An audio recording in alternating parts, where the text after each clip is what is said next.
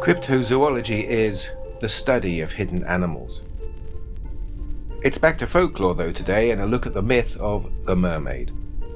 Mermaids have been present in mythology since the first millennium BC and are found in most parts of the world. As with many other fantastical creatures, there are a whole host of differing traditions and descriptions of mermaids, so there is no single, unified belief about them.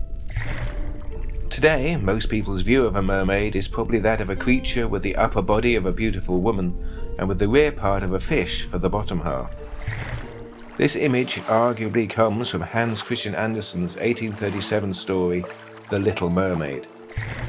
The mermaid in question falls in love with a human prince and also longs for an immortal soul, which mermaids do not have, even if they live longer.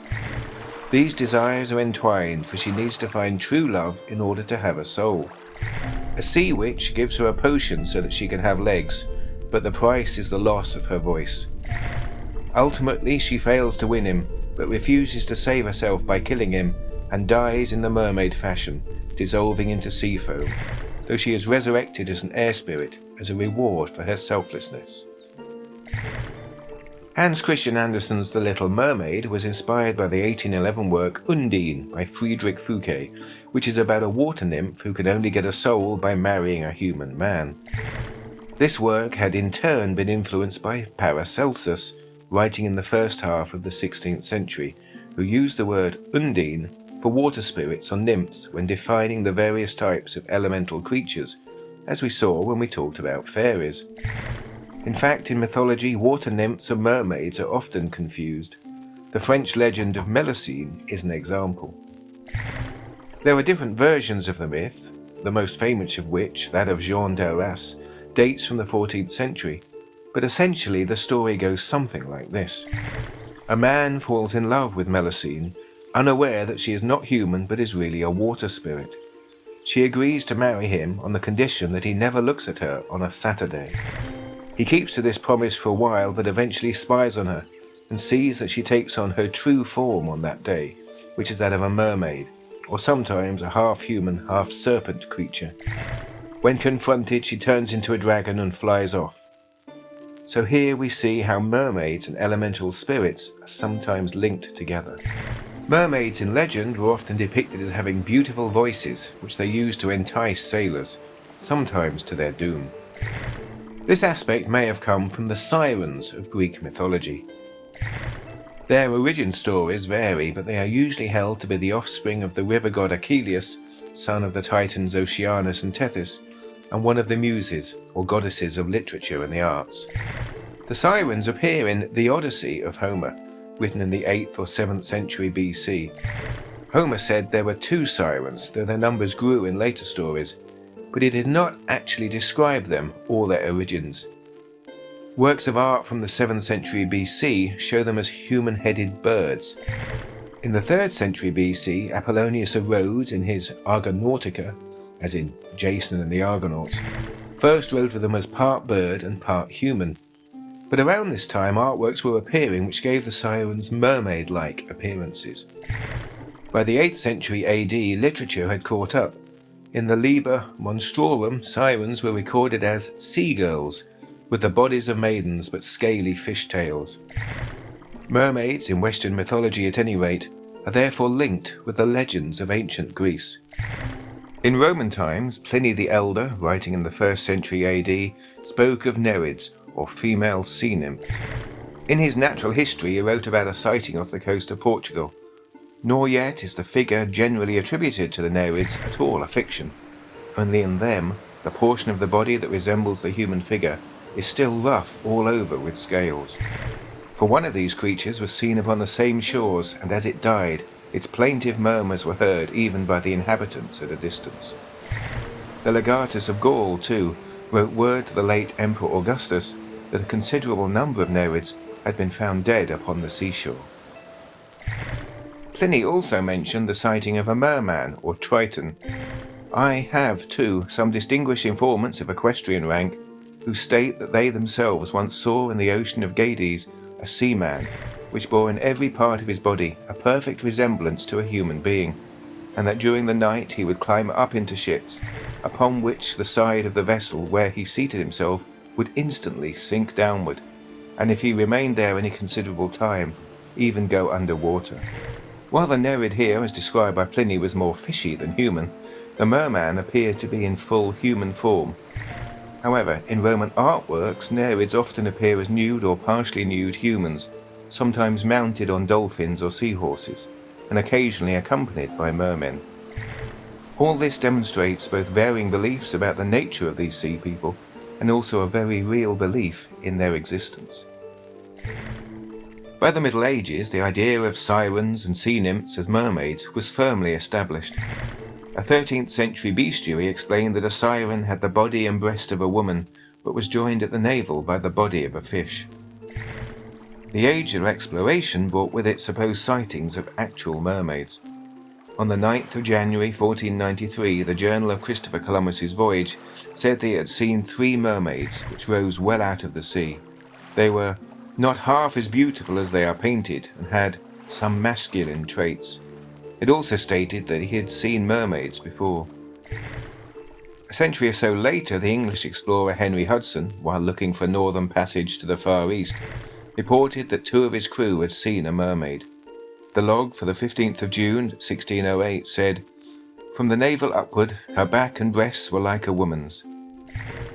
Apparently her skin was very white, with long hair hanging down behind, of colour black. In her going down they saw her tail, which was like the tail of a porpoise, and speckled like a mackerel. European folklore abounds with legends of mermaids, and not all of them are to be found in the actual sea. Blackmere Pool on the Staffordshire moors of England is the location of one such legend. It is also known as the Mermaid Pool. Here the tales tell that the mermaid rises from the waters at night to lure unwary travellers, generally single men, to their deaths. There are 2 contrary accounts to explain the presence of a mermaid in such an unlikely spot. In the first, she was brought to the place by a sailor from the nearby town of Thorncliffe after they fell in love. When he died, she was stranded far from the sea and took to haunting the pool. In the second, a woman who was accused of being a witch was thrown into the pool, whereupon she turned into a water nymph or mermaid, and forever haunts it. Another legend not far away in Derbyshire is based on the suitably named Mermaids Pool near Kinder Scout. It is thought that the place was used for ancient Celtic religious ceremonies, partly because the water is apparently salty, unusual for an inland pool, and is said to have healing qualities. In an 1869 article by Henry Kirk in The Reliquary, we read, "At Old Oak Wood, near Hayfield, Derbyshire, is the Mermaid's Pool, where a beautiful woman is said to enter the water every day, and whoever has the good luck to see her will become immortal and will never die." Other versions of the myth have her appearing only at Easter, and say that if she looks on you with favour, you will get eternal life, but if not, you are dragged to your doom. It is possible that in both of these instances the presence of the natural burning of methane, the marsh gas phenomena known as will-o'-the-wisps, has contributed to the legends, in that they would give the area a ghostly, ethereal illumination. We came across these will-o'-the-wisps when talking about fairies, so they are linked to mythology. There was a mermaid reported in 1830 on the Scottish island of Benbecula in the Outer Hebrides. A group of crofters were gathering seaweed when one of the women spotted a creature a few yards out in the water. It appeared to be a small woman or child. She told her companions and they tried to catch it but failed. However, a boy threw a stone at her and it hit her on her back. With a cry of pain, she vanished under the water. A few days later, the mysterious figure washed up dead near the settlement of Nunton. It was retrieved and examined. Those present at the beach all concluded that it was the body of a mermaid. An account at the time said, "The upper part of the creature was about the size of a well-fed child of 3 or 4 years of age, with abnormally developed breasts, and the hair was long, dark and glossy, while the skin was white, soft and tender. The lower part of the body was like a salmon, but without scales." A shroud and a coffin were brought to the spot, and the creature was later buried in a service that was well attended by the locals. But it is unclear whether this was done in the churchyard or among the sand dunes, as no grave marker can be found. The location of the grave of the mermaid thus remains a mystery. 3 years later, again in Scotland, came a report from a professor of natural history at Edinburgh University, Dr. Robert Hamilton. He said that some Scottish fishermen had said that they captured a mermaid off the Shetland Islands. She had a monkeyish face with short hair, a woman's torso, and a tail resembling that of a dogfish. The fishermen apparently held her for some 3 hours, but let her go when she made plaintive little moans. The description of the Scottish mermaid reported by Robert Hamilton, with its monkeyish face, is similar to the so-called Fiji mermaid, one of the most famous of fake mermaid bodies, which first arrived in London in 1822. Captain Samuel Barrett Eads had bought it from some Dutch sailors, who had obtained it from Japan some time earlier. In Japan, we see not mermaids as such, but ningyo, a sort of mix of monkey and fish, far more monstrous than European mermaids, and the eating of whose flesh would confer immortality, or at least good health, though sometimes it was poisonous and its appearance was seen as a bad omen. Even immortality was not always a good gift, though. One legend tells of a girl who ate some of the flesh, but, having outlived all of her loved ones over hundreds of years, eventually takes her own life. The earliest record of this monkey-fish hybrid is in the Nihon Shoki, compiled in 720 AD and containing Japan's early mythology.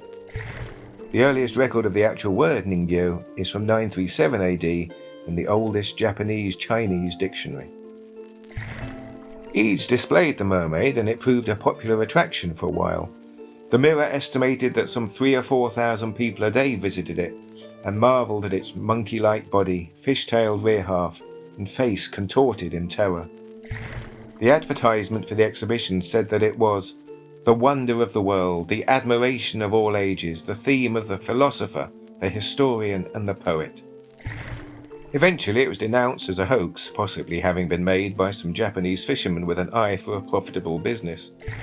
The exhibition closed and Eads left the mermaid to his son, who did not want it. He sold it to the Boston Museum in 1842, and it was subsequently successfully displayed by P.T. Barnum as one of his attractions, even though he was aware it was a fake. Barnum described the creature in his autobiography as an ugly, dried-up, black-looking, diminutive specimen, about 3 feet long. Its mouth was open, its tail turned over, and its arms thrown up, giving it the appearance of having died in great agony. It is believed to have later been destroyed in a fire, though fakes of the fake sprung up claiming to be the original. We might ask this: do mermaids exist? And if they do not, what explains the many sightings? Well, obviously, as is the case with any cryptid or mythical creature, some reports must be out-and-out hoaxes, but are there any plausible explanations for the myth of the mermaid?